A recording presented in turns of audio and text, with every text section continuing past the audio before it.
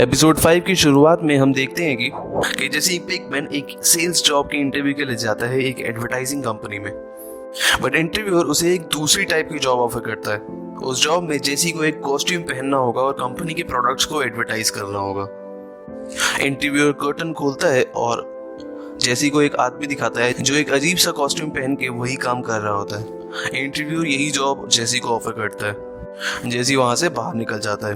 जब जेसी वहां से बाहर निकलता है तो वही अजीब सा कॉस्ट्यूम पहना हुआ एम्प्लॉय जेसी के पास आता है। जेसी देखता है कि वो उसी का एक पुराना फ्रेंड था जिसका नाम बैजर होता है। वो एक दूसरे से बातें करने लगते हैं। बैजर उससे पूछता है कि क्या वो अभी भी मेथ कुक करता है।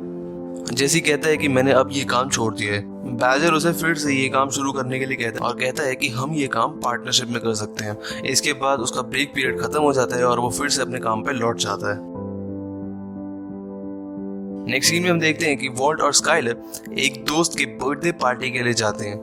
हम देखते हैं कि वॉल्ट अपने दोस्त के घर जाने के लिए हेजिटेट करता है और कहीं ना कहीं वॉल्ट अपने गिफ्ट को लेके भी कॉन्फिडेंट नहीं फील कर रहा होता, क्योंकि उसे लगता है कि ये गिफ्ट काफी छोटा सा गिफ्ट है और उसे लग रहा था कि बाकियों का गिफ्ट उसके गिफ्ट से काफी बेहतर होने वाला है। अब जब वॉल्ट वहां पे पहुंचता है तो वो देखता है कि बाकी सबके गिफ्ट्स वहां पे पड़े होते हैं और वो काफी बड़े बड़े गिफ्ट्स होते हैं। ये देख के वॉल्ट और ज्यादा हेजिटेट करने लगता है क्योंकि उसका गिफ्ट बहुत ही छोटा और सिंपल सा होता है। उसका फ्रेंड एलियट और उनकी वाइफ ग्रेचर उन दोनों का बहुत अच्छे से स्वागत करते हैं। हमें पता लगता है कि एलियट और ग्रेचर दोनों बहुत ही बड़ी कंपनी के मालिक होते हैं जिसका नाम होता है ग्रे मैटर टेक्नोलॉजीज। हमें पता लगता है कि वॉल्ट, ग्रेचर और एलियट ये तीनों बहुत अच्छे दोस्त थे। ग्रे मैटर टेक्नोलॉजीज भी वॉल्ट और एलियट ने मिलकर बनाई थी। इस कंपनी में वॉल्ट का दिमाग भी शामिल था, यानी वॉल्ट ने कई आइडियाज को एस्टैब्लिश किया और कई नई नई चीजें डिस्कवर की।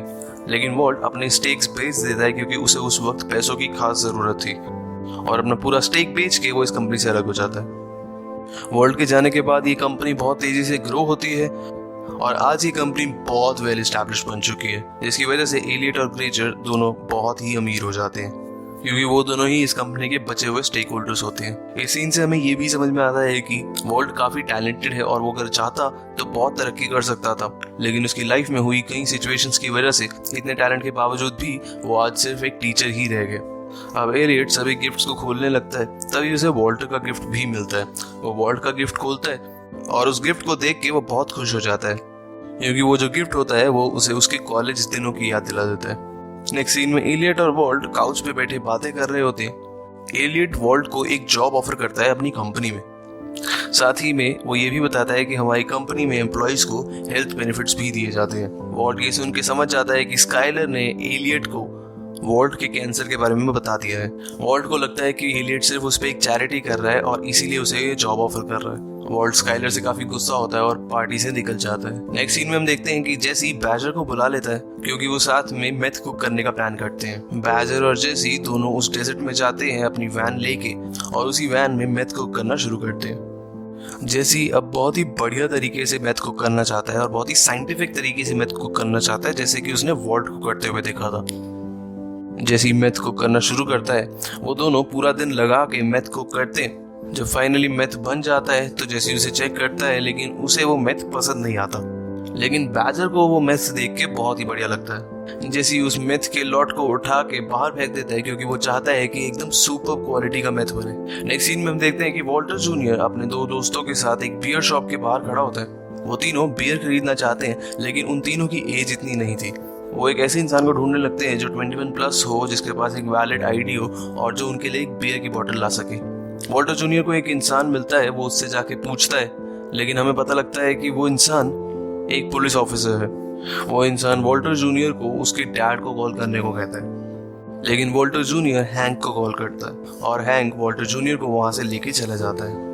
हैंक स्काइलर को समझाता है कि वॉल्टर जूनियर काफी स्ट्रेस्ड है। जब से उसने अपने डैड की कैंसर की न्यूज सुनी है वो काफी स्ट्रेस्ड रहता है, इसीलिए वो ये गलती कर बैठा, यानी बियर, marijuana, ड्रग्स, इन सब में वो फंस गया, लेकिन वो ठीक हो जाएगा।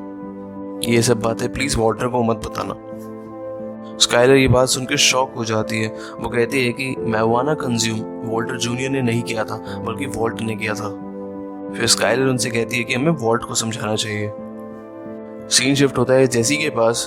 हम देखते हैं कि जेसी और बैजर एक और बैच बनाते हैं। वो नया बना बैच भी जेसी को पसंद नहीं आता। जेसी उस नए बने बैच को भी फेंकने वाला होता है, लेकिन बैजर उसे रोकने की कोशिश करता है और उन दोनों में हाथापाई होने लगती है। जैसी बैजर को वैन से बाहर निकाल देता है और वैन को वहां से लेके चला जाता है और बैजर को वहीं डेजर्ट में छोड़ जाता है। सीन फिर से शिफ्ट होता है वॉल्ट पे। वॉल्ट की फैमिली उसे समझा रही होती है। स्काइलर कहती है कि तुम्हें इस ट्रीटमेंट की खास जरूरत है और क्योंकि एलियट की कंपनी इस चीज का खर्चा देने को तैयार है तो हमें इस चीज के बारे में और नहीं सोचना चाहिए। हैंक और वॉल्टर जूनियर भी इसी बात का साथ देते हैं। हैंक कहता है कि हमें इस वक्त प्राइड और डिग्निटी के बारे में नहीं सोचना चाहिए और इस ट्रीटमेंट को करवा लेना चाहिए। और वॉल्टर जूनियर भी यही कहता है कि मैं हैंडीकैप्ड होने के बाद भी गिव अप नहीं करता हूँ, तो आप गिव अप क्यों कर रहे हो। लेकिन मई का सोचना अलग था।